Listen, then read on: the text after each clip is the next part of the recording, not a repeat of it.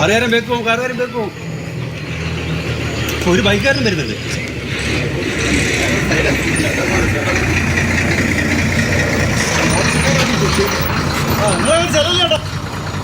സൈഡിൽ പൊക്കോളൊന്നും ഒന്നല്ലേ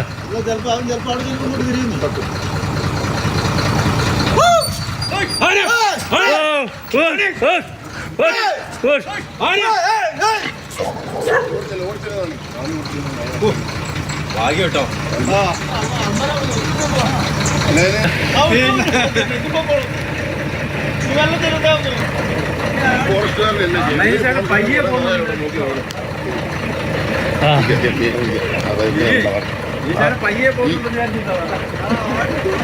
Rahul K V ഉണ്ട്. രാഹുൽ, ഈ ദൃശ്യങ്ങൾ ഭയപ്പെടുത്തുന്ന ദൃശ്യങ്ങളാണ്. ആ ദൃശ്യങ്ങൾ പകർത്തുന്നവർ ശബ്ദം ഉണ്ടാക്കിയിരുന്നില്ലെങ്കിൽ ഒരുപക്ഷെ വലിയൊരു ദുരന്തം, വലിയൊരു അപകടം ഉണ്ടാകുമായിരുന്നു.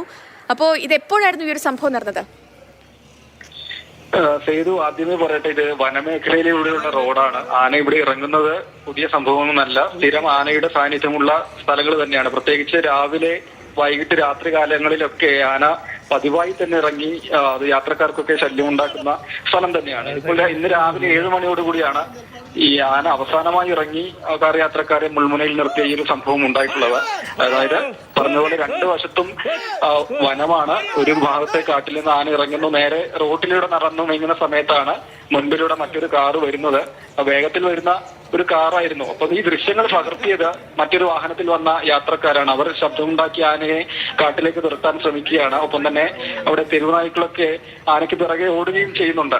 ഇതിന് സമീപത്ത് തൊട്ടപ്പുറത്തൊക്കെയായി ജനവാസ മേഖലയും ഉണ്ട് എന്നത് എടുത്തു പറയേണ്ട കാര്യമാണ്.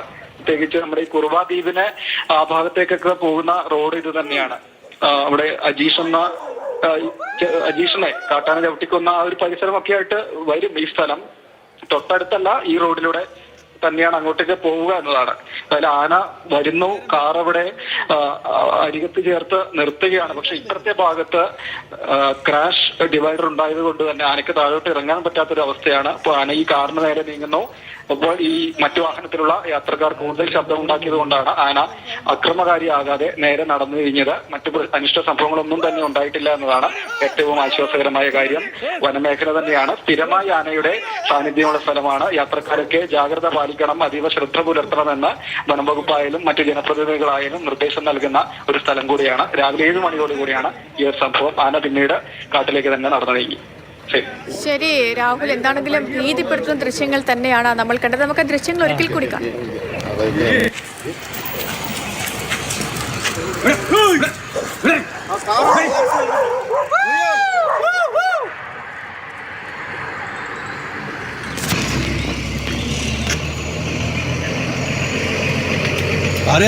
കാറുകാരൻ വെക്കും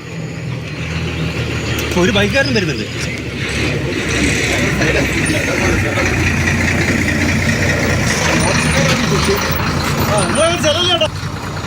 സൈഡിൽ പൊക്കോളൊന്നും ഒന്നല്ലേ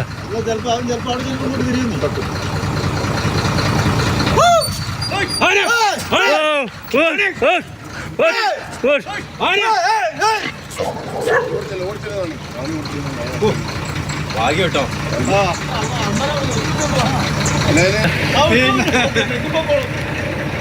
വെള്ളത്തിലെത്താൻ